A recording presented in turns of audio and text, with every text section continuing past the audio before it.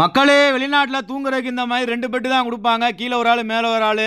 வயசான ஆள் கீழே படுத்துக்கணும், இளஞ்சாரி பயல்கள்லாம் மேலே படுத்துக்கணும். மேலே ஏறி படுக்கிற பயல்களுக்கும் கீழே உள்ள பயல்களுக்கும் ஒரு ஒத்துமை இருக்கணும். அப்போ தான் வந்து ரூமில் வந்து தூங்க முடியும். இல்லை அப்படின்னா சண்டை சச்சரவு ஆகி போச்சுன்னா குழப்பம் ஆகி போயிடும். என்ன பண்ணுவான் அப்படின்னு கேட்டிங்கன்னா, மேலே உள்ளக்காரன் சண்டை போட்டான் அப்படின்னா வீம்புக்குன்னே உருண்டுக்கிட்டே இருப்பான். கீழே இருக்கிறனால தூங்க முடியாது. அதே மாதிரி கீழே இருக்க ஒரு சண்டை ஓட்டாப்புல அப்படின்னா மேலே இருக்கிறேன் ஓயாமல் இறங்குவான். எங்கடா போகிறேன்னு கேட்டால் பதிலும் சொல்ல மாட்டேன், ஒன்றும் சொல்ல மாட்டேன். போட்டு அவரை டார்ச்சர் பண்ணி சுண்ணாம்பாக்கி விட்டுருவான். அதனால் மேலே இருக்கவங்களும் கீழே இருக்கவங்களும் ஒத்துமையாக இருந்தால் தான் இந்த மாதிரி நடத்த முடியும் குடும்பத்தை.